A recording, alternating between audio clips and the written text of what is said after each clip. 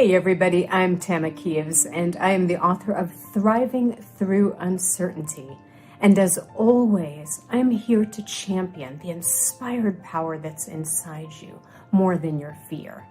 Recently, I wrote an article that I sent out to my email newsletter, and many of you wrote to me finding so much comfort in it. So I decided I wanted to record it for you. I wanted to record reading it out loud for you. So the name of the article is Calming Down in These Times and Finding Direction.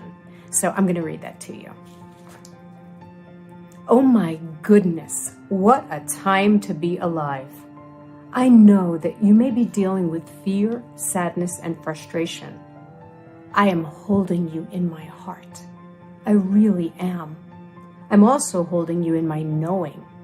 I know that you were born for these times.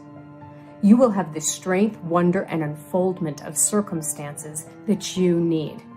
Here's some vitamins and toilet paper for your bunker too. Social distance yourself from negativity. The CDC urges social distancing, standing 6 feet apart from others.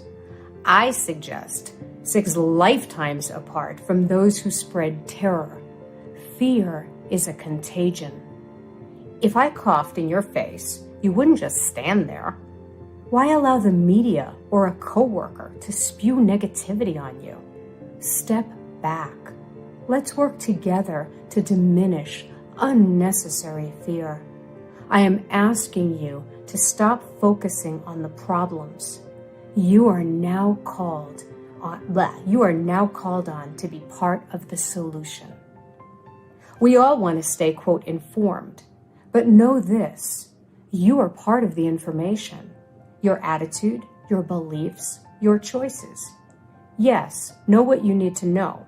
Yes, wash your hands, but wash your mind too. Where did you get infected? Where did you lose your balance? Pay attention. Be part of the contagion of love. Right now, as you're reading this or listening to it, think of one person, pet, or circumstance that makes you happy. Take a deep breath and breathe that happiness in. Notice how one thought of love can make a difference in how you feel. A fearful thought has the opposite effect. A Course in Miracles teaches that one negative thought is a detour into hell. But you knew that. A possibility to calm us down. Like everyone else, I am concerned. Some days, I'm half an inch shy of chewing off every fingernail, writing my will, or stockpiling fancy feast cat food, and not just for my cat. So given that I have an adorable, anxious predisposition, I remind myself that I really do not know anything, and that when I'm in fear, I know even less. But I do know this. I know that we will not be here forever. There is always a breakthrough. There is always a path that emerges.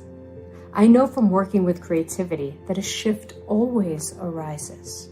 As a writer, I often get stuck, can't find the flow. I feel cornered. I pressure myself to, quote, produce, and that takes the oxygen out of my pen and out of the room. But when I show up with love, patience, and non-judgment, something comes out of the blue. Something out of this world comes into my world. It always happens. I call it love, or awakening, or fulfillment of a promise. You can call it what you like. The phenomenon of inspiration isn't limited just to writers. Scientists and engineers experience epiphanies. Athletes break records, statistics, and take us beyond the world we thought was real. Organizations experience breakthroughs, create better products, services, and systems. Leaders illuminate a new possibility and galvanize change. It's the way of creative evolution. Necessity is the mother of invention. And Picasso says, every act of creativity begins with an act of destruction. The media often focuses on the potential for devastation, but it's just half of the story. There is a potential for revelation and innovation brought on by the challenges.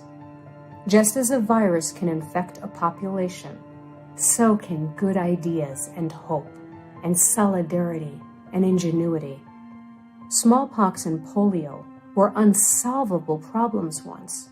There was a time before the internet, before electricity, space travel, and medicine.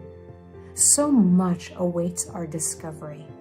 Everyone in this world is capable of loving and represents enormous potential. We've barely scratched the surface on what the human spirit can do. For now, stay in the moment. There is no other reality. Your mind may spin ahead with future implications or possibilities, but right now, you are safe. All is well. Notice the sounds in this moment. Your child in the pantry, the birds chirping. This is a holy moment. Don't miss it. Don't allow yourself to disappear into negative fantasy. You do not know the course of this transformation. This can be a defining moment. Who do you want to show up as? Fear speaks first and loudly, but it doesn't mean that the noisiest bully is intelligent. It's normal to have discomfort. Yes, it's normal to have discomfort, yet you have a stillness below your fears, a love, a power. When my mind begins catastrophizing, painting negative future scenarios, and believing them, I discipline myself to anchor in the present. I commit to not taking on my whole life all at once. I create a border of time, of permission, a no major decision-making zone so that I can just be here, breathe, and uncover insight and clarity as it becomes available. Maybe this segment of time is for the next 2 weeks or month. Maybe it's for 3 years or 3 minutes, whatever feels right. When a puppy is frightened, you might kennel it in a crate. The big new life is too overwhelming. I suggest you consider crating your mind. It's better than cratering to fear. Take a break and have a breakthrough. I know some of you might be working harder than ever, and I bless you.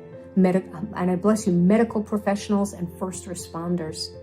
But for the rest of you, what if I told you you had a break from everyday life for a few weeks?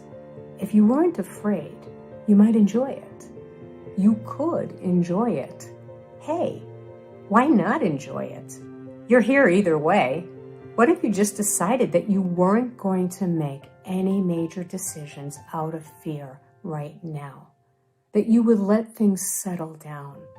This isn't your whole life. This is a snapshot in time. Put a border around it. Let this be a garden.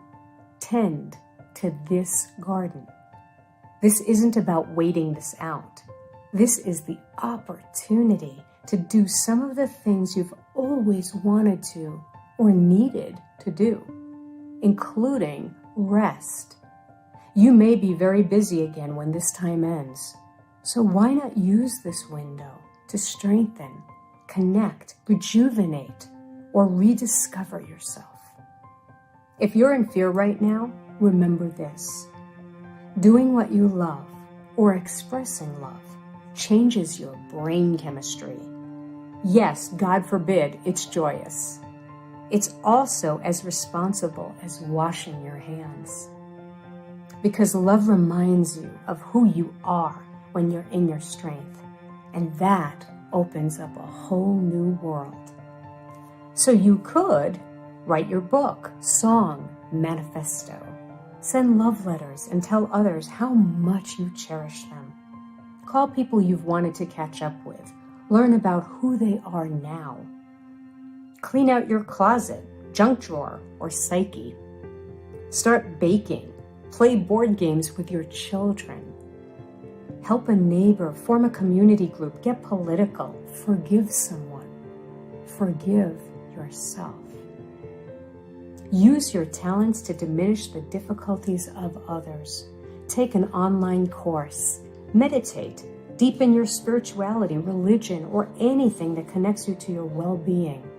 Hike, play frisbee with your dog, have social contact with your dog. Hey, or read a copy of that great book with self-coaching techniques, my latest, Thriving Through Uncertainty, which I wrote before any of this happened. Trust the process. I once did a shamanic journey where I was led to get into a blue canoe and lay down in it. I was told, the canoe knows where to take you. Let go. Let the blue canoe take you. This may be the message of this time. It's not about fighting this time. The journey knows the way.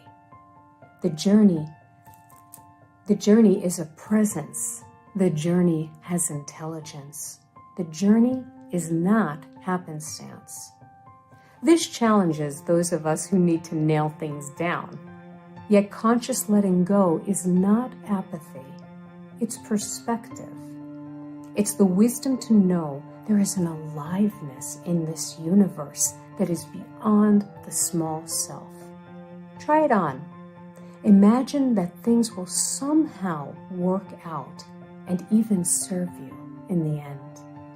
This doesn't deaden your motivation. Fear is not the only motivation.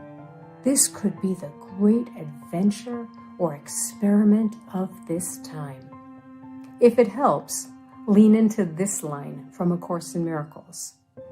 What could you not accept if you but knew that everything that happens, all events, past, present, and to come, are gently planned by one whose only purpose is your good? Maybe you think you don't know how to trust, but you do. It's your birthright. You know how to fly, and it's time.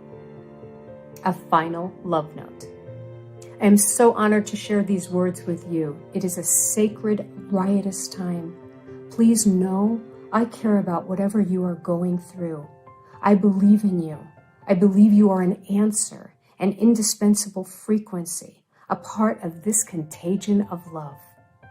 And if you'd like, here are 2 actions you might want to take to experience more love and strength. First, I invite you to take part in a free worldwide event online that I offered on March 27th by downloading the free recording to watch it in your own time. The event was called Sanctuary, Finding Inspired Clarity in These Times. And watching the video of this free event is an opportunity to create a force field of love and comfort and ignite clarity, hope, and possibility in any situation. And you might share that with your friends and family because it's evergreen and it's a great experience. The second thing that you might try doing is set an intention. I borrow this exquisite suggestion from a friend who heard it from Qigong Grandmaster Lu. When you wash your hands, use that time to hold an intention. Perhaps your intention could be seeing healing in the world right now, ending anxiety or suffering for someone else. Thank you for listening to this. I hope this is helpful to you in some way, or comforting or inspiring.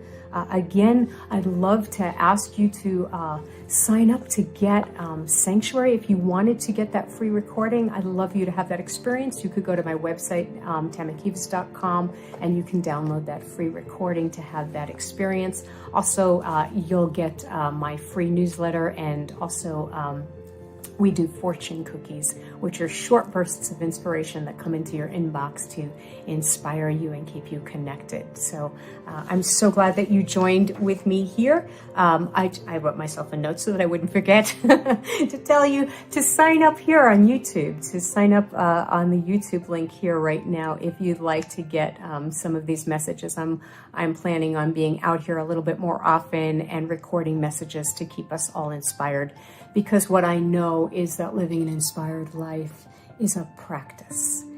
It comes and goes, right? You are so connected to something brilliant and meaningful and amazing, and then you will lose that, and then you will disconnect from that. And so for me, this life is a practice, and I am so grateful to have so many of you as a community to practice with. And we are growing a worldwide tribe of people who believe in inspiration more than fear, and who are daring to do meaningful work in this world and daring to listen to themselves. So if you'd like, sign up here on YouTube, go check out my website, and I'd love to hear from you, anything that's going on. I'm also going to be answering questions of anything you've got going on. Thanks for listening today, and I will catch you later.